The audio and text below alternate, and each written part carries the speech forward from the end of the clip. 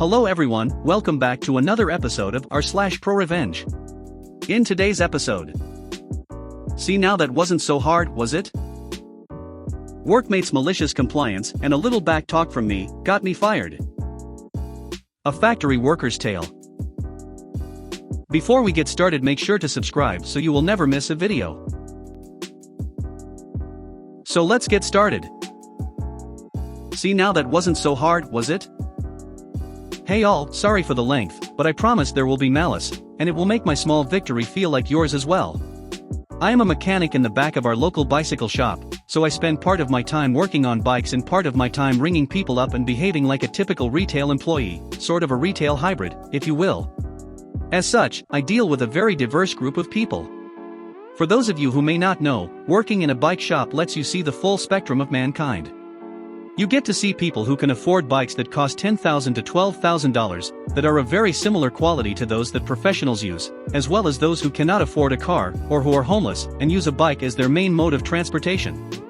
Between these two pillars lies the general public, and all the fascinating specimens therein. Now, I understand that my job is not one that is especially difficult or intense, and that working on bicycles isn't particularly complicated. They are elegant because they are simple, and they are pretty easy to work on if you know what you are doing. But, it is not general knowledge to know how to work on bikes, which means that many are not familiar with the concepts or the way the bike operates at an in-depth level. Because of this, I always try to explain things in easy to understand layman's terms and do my best to be polite and kind, and people almost always respond kindly because I'm not talking down to them, and I genuinely want them to be more informed about what it is we are talking about. However, every so often I get the lovely combination of somebody who is obliviously ignorant and who takes pride in assuming they are masters of the universe. Our story begins with one such man, a man as prideful as he is mistaken, as small as his horse is high. We shall call him Tube Master TM, and I will be me. Enter TM, a middle-aged man who asked me for a 26 mountain bike tube. A fairly common request, and one that usually ends without any static. I ring him up, give the usual smiley retail small talk, and tell him to have a nice day, and I get the same in return, you know, normal human stuff. As he is about to walk out the door, he turns back around, and this is where my life gets collectively worse. TM, hey bud, out of curiosity, how much would you guys charge me to install this tube? Me, that would be $5 sir, and we can do it while you wait. TM looks at me like I just took a big ol' shit in his cereal. TM, you expect me to pay $5 just to have you install a tube in my tire?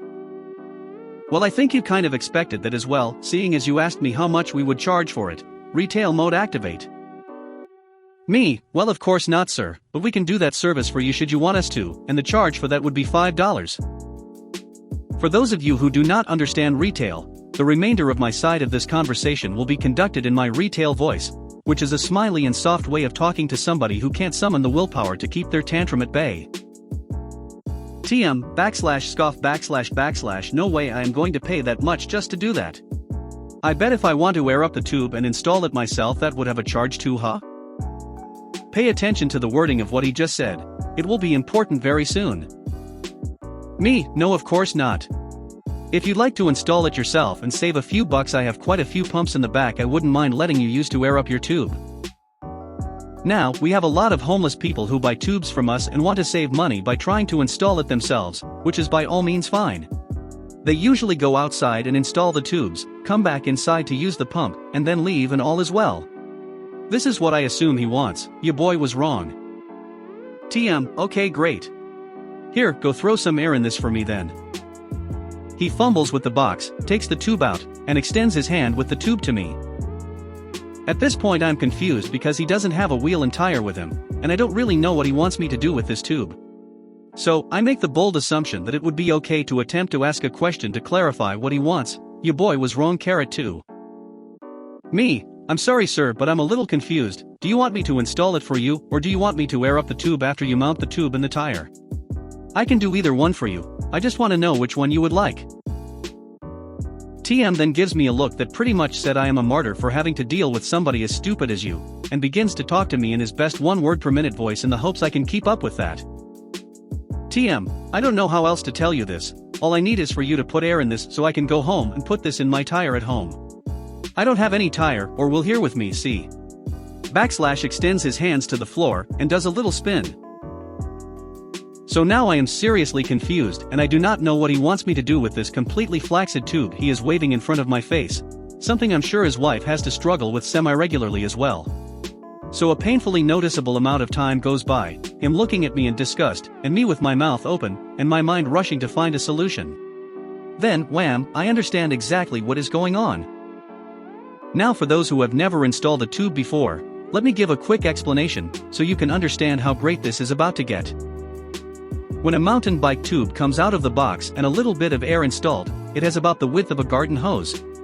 Now tubes are meant to be elastic and to expand as air is installed, which means that they are usually installed inside of a tire, on a wheel, and expand outwards to meet the tire.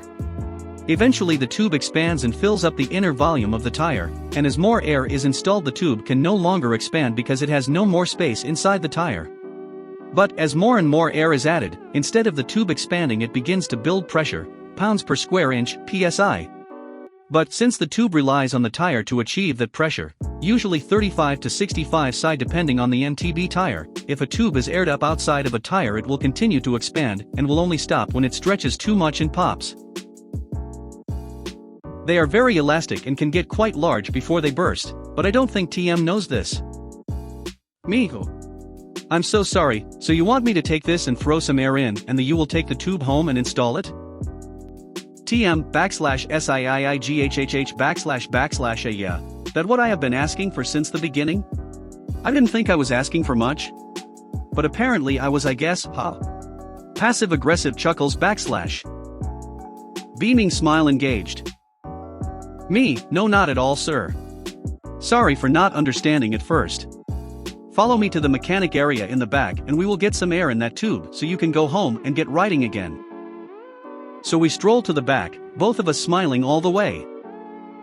I strike up a conversation with him about what kind of bike he has and start airing up his tube. Now like I said, these tubes come out of the box, and with a small amount of air, have the diameter of a garden hose. Me, alright sir, and do you have a PSI preference? This was the last step, the last piece to the puzzle. If he gave me a number, I would have to tell him the truth and the prize would be lost forever. But if he said something along the lines of whatever you think is best, then that means that by the grace of some god I could air this tube up to oblivion. It was all down to this, my whole life was on the line as he is sitting there thinking what to say, and then, it happened. TM, not just go ahead and I'll tell you when to stop. Beethoven's Ode to Joy plays full blast in my head. Me, alright sir, just let me know when. I look away from him to start airing up the tube so he doesn't see how big my smile is, and I connect the air compressor nozzle to the tube. As I air it up I look at him frequently, and just pray he doesn't tell me to stop, and that the tube doesn't pop before I can give it back to him. For reference, most tubes expand to the size of the tires which are around 2 wide, but after some time has gone by this tube is now about 5 wide in some parts, and is continuing to grow. I am now holding a tube that looks like a tube you could take down the river when he finally decides enough air has been added. TM, yup that should do it, thanks. So I put his valve cap back on, hand it over to him, and he takes the disfigured behemoth of what once was a tube. Me of course. Sorry again about the confusion. TM, see now that wasn't so hard, was it? This was paired with the biggest chin-eating grin he could manage. Me, /painful laughter / nope not at all, sorry again. Have a good one and if you need anything else we will be here. He smiles, nods and walks out, looking like a kid walking out of a carnival with one of those ridiculously sized stuffed animals. As grateful as I am to what I was able to get away with, there is nothing I wouldn't have given to be a fly on the wall when he tried to stuff that tube into his tire at home. It may not be a big victory in the grand scheme of things, but man was that a sweet win. Ode to Joy fades into silence /. Workmates' malicious compliance and a little back talk from me got me fired. I worked as an agency worker for a parcel delivery company in the UK, let's call it Mercury. My role that night was to push parcels into the appropriate well for its destination. Then someone else would scan the parcel and pack it into a crated pallet to be loaded into a truck and taken to a sub-depot. Normally when scanning we don't stick to set wells, we just move around to whichever is fullest. About 2 hours into the shift, bitch manager, Karen thick Scouse accent, yells at the scanners telling them to stick to 2 wells each as apparently they wanted some data that they never told us about. Unfortunately, the scanner in front of me, Adam, despite being shown multiple times over multiple shifts, was once again struggling with his scanner. After the bull-locking Adam, who had told us before the shift he had a job interview as a barbershop manager he was certain to get, said fuck this and walked out leaving his scanner in the well. 20 minutes later, the 2 scanners either side of Adam's wells are maliciously complying with Karen's orders, allowing the wells to fill and overflow. The truck's empty, all that is coming along the belt are a few mis-sorts and things that had fallen off the belt. I hop around the belt and start scanning the parcels. 10 minutes later, his supervisor, Kate, comes over. Kate, where's Adam? Me, 86D himself. Kate, what? Me, gone home. Kate, really? You're not kidding me. Me, nope. Gone and left his daughter here. Kate runs off for a huddle with the managers. Karen storms over. Karen, why are you scanning? Me, Adam left, they were told not to scan other wells, and these were full so I used Adam's scanner to scan the parcels. Karen, Noon told you to move from pushing get back over there. Me, sorry, I was just trying to help, she must have taken it as sarcasm. Karen, I decide who does the scanning, Noon told you to fucking move. What if the pushers need help? Me, the trucks are empty, there's nothing coming through. Karen, if you're just going to fucking talk back you can fuck off home. Me, I can fuck off home. I think I will, you fucking bitch. In the car park I met another worker who she had blown her top at over nothing and sent home. I emailed the agency about it ASAP. Talked to them on the phone later and was told Mercury didn't want me back, but they could send me somewhere else, and were filing a complaint on my behalf. I was going to hand my notice in Friday anyway as I'm moving. As a bonus I was paid for 8 hours but I only did 3. A factory worker's tale. First post and on mobile. Maybe this will turn out okay. In a past life, 10 years ago, I was employed at a dog food plant as a quality assurance technician. My sole responsibility was to ensure that the nutrients and shape of the kibble were in spec. I would routinely grab small buckets of kibble from different stages of production, extrusion, drying, coating, etc., so I saw a lot more of the plant on the daily than most others. One day I am grabbing samples from the finished product elevator, a 40 feet tall conveyor belt with large metal scoops attached, when I noticed bits of string in the foods. Maybe it was a one-off, so I wait a couple minutes and lo and behold, there is more string. Where would string be coming from?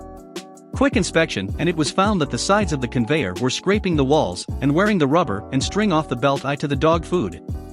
I inform the team lead and he stops the bagging machines. Team lead calls the shift manager, most amazing person I have ever worked under, and asks what we do. Shift manager calls the plant manager, this was around 1 a.m., who says check the last 10 bags off each bagger, and if there is no string then keep bagging. No string was found in the bags, but I knew it was a just matter of time before there was enough that it would be easily found. So I fill out a damage report and trust it will be fixed over the weekend. The next Monday, I find more string. Oh.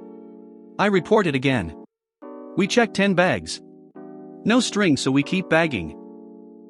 I proceed to fill out a slip every time I collect kibble from the elevator, every hour, and still see no results.